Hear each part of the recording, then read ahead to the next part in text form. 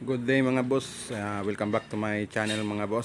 So ito yung kaganapan natin dito. So matagal-tagal na din akong hindi nakapag-update sa inyo mga boss kung ano na yung mga ginagawa ko dito. So ito mga boss is Ford Escape automatic transmission. Bali ang issue nito mga boss is no drive, no reverse mga boss. So hinila na lang to punta dito mga boss. So ang may-ari nito mga boss is kapitbahay namin. So gusto niyang ako yung gumawa kahit na hindi pa ako naka-experience na mag-overhaul ng transmission mga boss, is pinagkatiwala niya sa akin mga boss. So ito mga boss is patsamba lang itong gagawin natin sa Ford Escape kasi hindi pa ako naka-experience na mag-overhaul ng automatic transmission mga boss, pero pipilitin natin magawa mga boss yung kanyang unit. Ito naman is Hyundai Tucson mga boss. Ang issue nito is overheat. Medyo matagal-tagal na rin itong nakatambak dito mga boss, kasi sa sobrang dami ng matagal-tagal na rin itong nakatambak dito mga boss dahil nga sa medyo hindi natin mahabol yung mga unit mga boss. So ito naman yung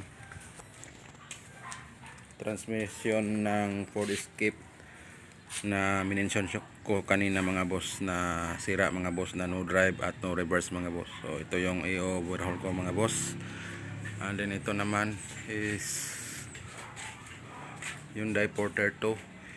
Issue nito mga boss is mausok, white smoke mga boss, at saka low power, at saka hard start sa mga boss kapag mainit na yung makina.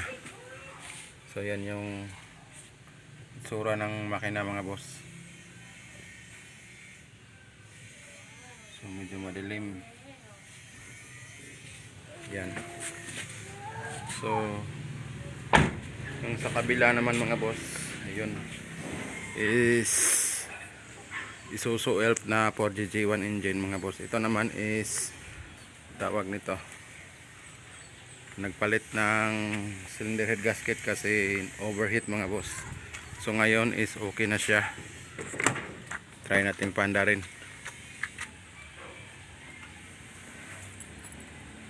So for releasing na to mga boss.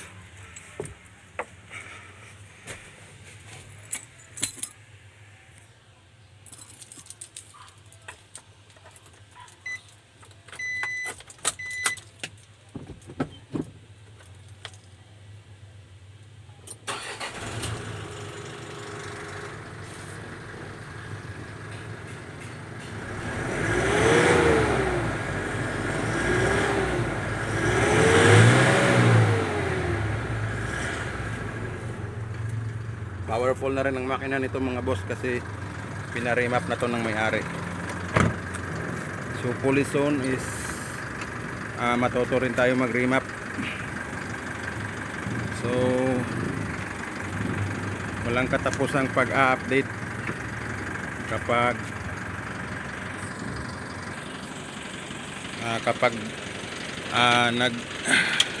gumagawa tayo mga boss.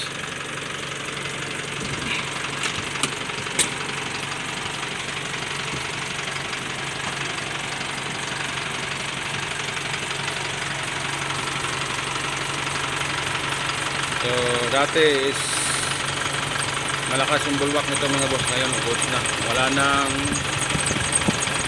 bubbles mga boss.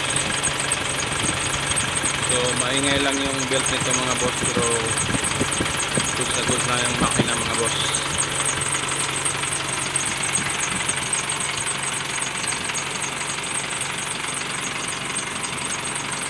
So for releasing na to mga boss, hinihintay na lang ang may-ari nito na ma-release.